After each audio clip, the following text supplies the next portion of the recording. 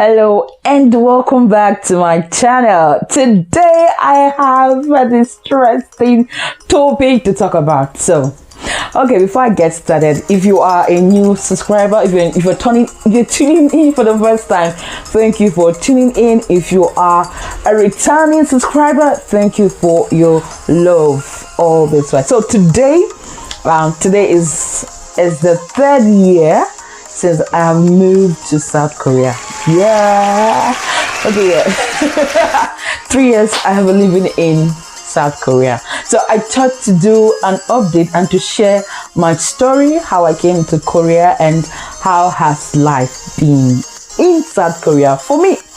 So 2018 I got married February, and before then my husband was in Korea. Yeah.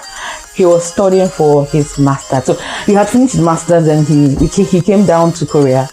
He came down to Nigeria, sorry. He came down to Nigeria for a wedding. So after the wedding, I think we spent less than 3 weeks together, and he had to come back to Korea to start his PhD studies. And before he left, we had a long distance courtship, and I would say it was and so we didn't want a long distance marriage. Now, so we decided that okay, as soon as he goes, I will come join him.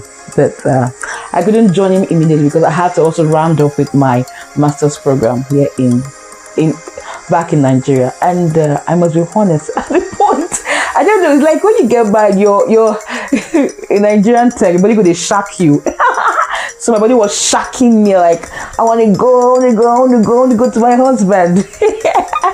Okay, so anyway, my defense delayed, but finally I defended, and thank God I stayed true. Thank you for my friends out there who encouraged me to stay. Like, now marry, why your body they do you like that? So yeah, I stayed true and I did my defense. So July 9th I arrived Korea. It was a 16-hour flight, and it is not a funny one. Okay, how was my experience flying? Okay, that was my first time flying internationally. I had flown from Abuja to Lagos before then, so I had experienced what it means to fly, but I had never flown internationally. So I got to Korea. I was so happy. Oh my God,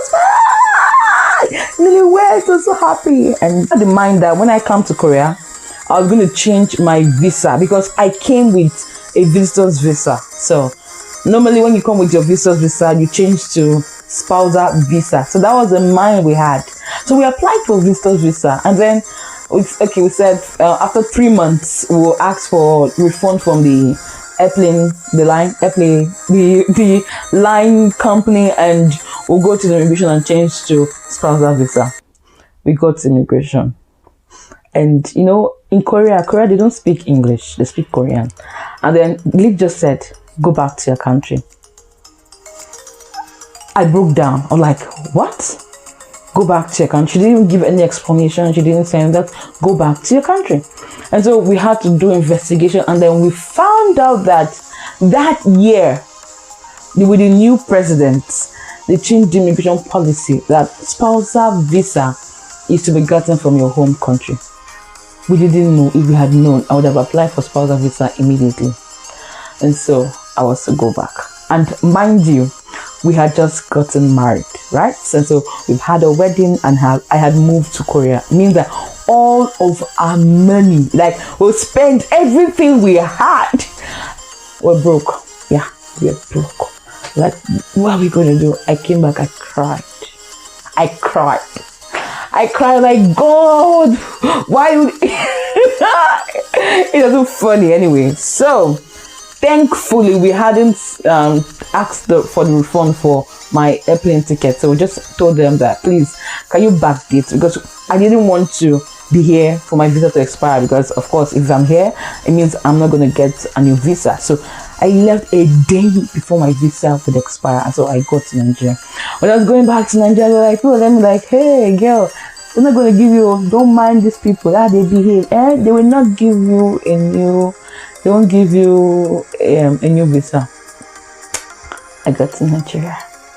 And so, South Korea are good with electronics. So I got some phones for my dad and my siblings. And I got to Nigerian airports. Me that I have been stressed already. Like, I'm not even happy coming back. And so this guy like, madam, please come here. And I went, innocent me, open your bag. Innocent me. I open my bag. This phone. And they were in casing. They're not new.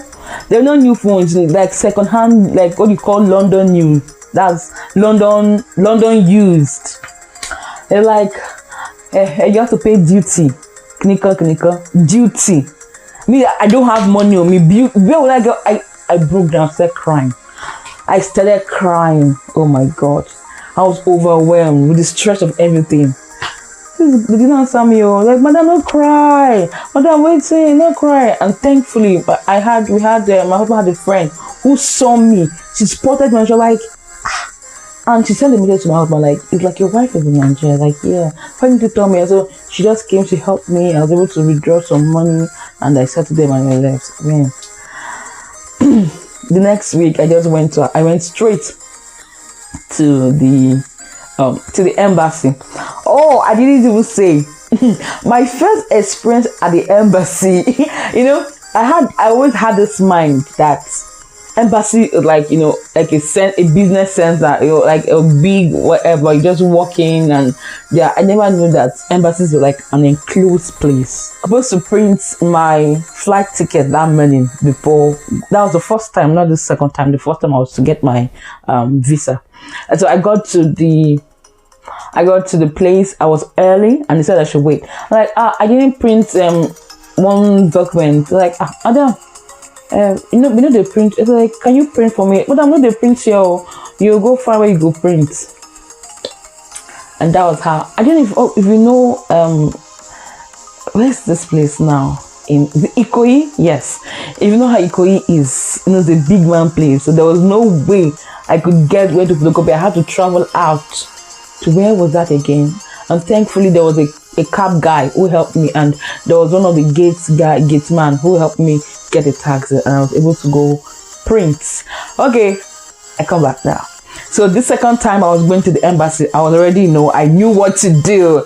And so I knew what to do. I got to the embassy and the girl was like, madam, you don't come here before now. I was like, yeah, I've been here before, but unfortunately I applied for the wrong visa, so I have to apply for the right visa. I was like, okay, I'll sit down. I submitted my document and the visa officer, he came back and like, please, we do not offer resident visa. I was like, sir, I'm not asking for resident visa. I'm just asking for spousal visa. Like, no, we don't offer. Like, I called. I even sent an email before coming. So your website says you do. So like, okay, I'm going to wait for the consular. Like, okay, I waited. And finally the consular came. Like, okay, yeah.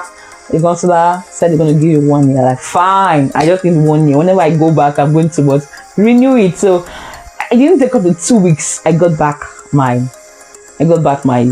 booklet, and so I came back to Korea. And I know many people watching this will be like, oh, you were in Nigeria. Yes, I was. I had to keep it quiet. I know many people would have seen me, because I saw someone that looked like maybe someone that I looked like. I'm sorry if you're watching this and you're wondering if I was the one. Probably I was the one you saw. Yes, but I had to keep it very low key.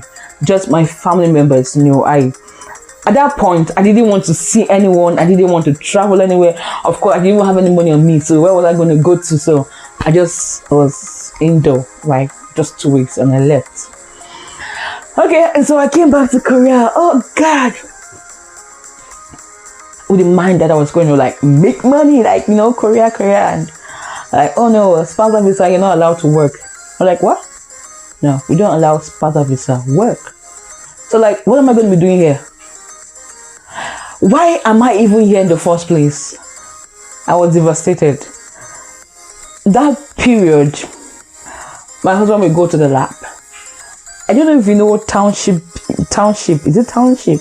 That game, township. I played that game. And it's so funny. And I was showing him like, oh, I made this town. how do you think I should arrange this town? And he would look at me like, something wrong with you. But of course, like, you can arrange it this way. He was just there, like, well, it was just, he didn't know what to do, of course. But then at the point, I'm like, am I going to stay here, like, be like this, wake up every morning, still my bed, play township, he'll meet me on the bed without even having my bath? I mean, that's how bad it was. Like, no, I'm not going to waste my life like this. And that was how it just like, I have things in me. And that was how I bettered my first book and other books, and that was how I broke out on the internet and started using social media as we have it today. How has life been for me in South Korea? People ask me this question a lot, and I say this, it's bittersweet. I'll make other videos talking about the things I love about living in Korea, talking about life as a foreigner in Korea, talking about the things I don't like in Korea, talking about things you should know before coming to Korea. I'm going to make other videos, subsequent videos. But for this one, I just want to celebrate my 3 years in Korea. But the good thing about living in Korea, for me, I believe that Korea is like a stepping stone. For me, it's not a destination. For some other people, it could be a destination, but it's not a destination for me. It's like, it's a passage to, somewhere more beautiful, somewhere, where I want to spend the rest of my life. It's just a passage for me. So when people get to like, where are you? I'm like, in Korea. What? In Korea? Where, that place, how do you, I'm like, no, I'm in South Korea, I'm not in North Korea. I say, I'm in South Korea, and South Korea is a beautiful country. And it's like, Nigeria is like 3 times Korea. That's to tell you how it is. And I love that these people make good use of their resources. You will never go, I don't think I've seen okay, very few old houses, bungalow, but most of the houses are skyscrapers. They make good use of the land because they have, very limited space, so they make good use of the land. Everything works here, everything. When I first came here, I was surprised, I was surprised first. I didn't hear the sound of pin, pin, pin. No. And 2, the zebra crossing was working. And then I saw the bus system, everything, the system works. Like, you can't hide. You want to think you're hiding, you cannot hide, you will be found. Everything is linked to one thing. Your phone number is linked to your ID. So somehow you will be found. You cannot hide. I remember some time ago, there's something we call coupon. It's a delivery system. You buy things like, you have Amazon, right? You have Amazon, you have Jumia and Konga in Nigeria. So it's in my name, but it's in my husband's phone. And so whenever we get something from abroad, like want to buy, but they don't have it, it's not in Korea, but they have to bring it from the US or some other place. You have your custom ID. So I impute my custom ID for those kind of things, and it comes. But this particular time, I don't know what happened. I imputed my custom ID, but my husband got a message on his phone that the item was going to be, send some other things, other documents to follow suit. I was surprised because it's in my name. How did they find? What we found out was that the account we used to pay for the goods was in his name. So somehow they linked me to him, and then we got the message to him. So you cannot hide here. Everything is linked. The camera, if you're driving full speed and you're thinking like, oh, nobody's gonna see you, you pass everything, you caught, the traffic, and you feel like you're not gonna be seen, you are seen. When you go for your your renewal, your license renewal, they're gonna show you the video of everything you've been doing. Yeah. So it's a beautiful place to live in. Yeah, it's a beautiful place to live in. So far, I've enjoyed living here, and it's been wonderful living here. So in subsequent video, I'm going to be sharing other things about life in South Korea. So I'm going to be doing like every 2 Fridays, like 2 Fridays in a month, share stuff about my life here in South Korea. Maybe in vlog format or in this kind of format I'm seated, whatever format I will, but I'll just share because I see that many people want to know, many people are curious. I get messages every time like, how is life in Korea? How's life in Korea? Yeah. So I see that many people want to know. So I will be sharing with you. So let me know in the comment section, what other things do you want to know about living in Korea as a Nigerian or as a foreigner, whatever you want to know, please leave in the comment section. And so please don't forget to subscribe to my channel if you have not already subscribed, and thank you for staying tuned till I come your way next time. Keep living intentional. Bye for now.